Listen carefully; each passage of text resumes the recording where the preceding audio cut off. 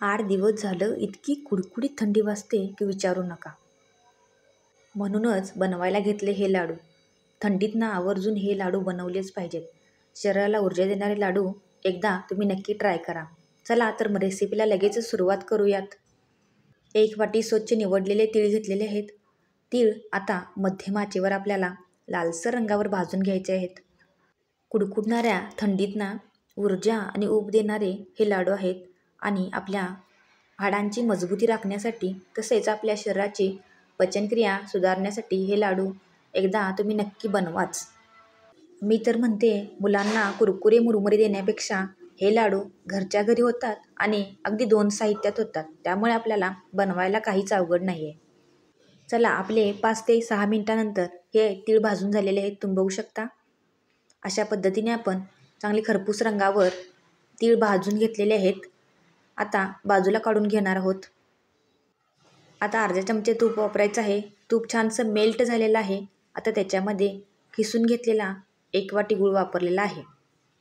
तीळ ज्याप्रमाणे आपल्या शरीराला महत्त्वाचं आहे त्याप्रमाणे गूळ देखील आपल्या शरीरात ऊर्जेचं काम करत असतो. गुळाचा या ठिकाणी आपल्याला पाक बनवून घ्यायचा आहे. सतत अशा पद्धतीने परतवून आपण गूळ छानसा मेल्ट करून घ्यायचा आहे. गुळामध्ये लोह आणि खनिजांनी समृद्ध असे पदार्थ असतात जे शरीराच्या वाढीसाठी अत्यंत महत्त्वाचे असतात. गूळ हा नैसर्गिक पाचक म्हणून काम करत असतो. गुळामध्ये असलेले जस्त आणि सेलिनियम आपल्या शरीराची रोगप्रतिकारक शक्ती वाढवण्यासाठी अत्यंत महत्त्वाचे असतात. एका वाटीमध्ये थोडंसं पाणी घेतलेलं आहे. आता आपण चेक करून घेतलेलं आहे की पाक परफेक्ट झालेला आहे. आता त्याच्यामध्ये आपण भाजून घेतलेले तीळ ॲड करणार आहोत.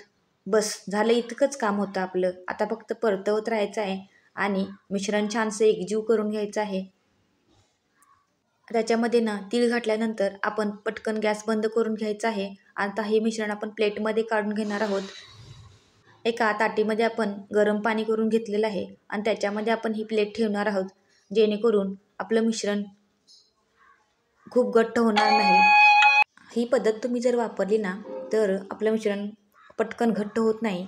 आता चला पटकन लाडू वळायला घेऊयात.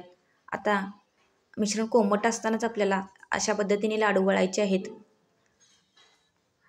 अशा पद्धतीने आपल्याला पटकन लाडू वळल्यामुळे लाडूंचा आकार व्यवस्थित गोल गरगरीत होतो. अशा पद्धतीने आता सर्व लाडू तयार करून घेतलेले आहेत.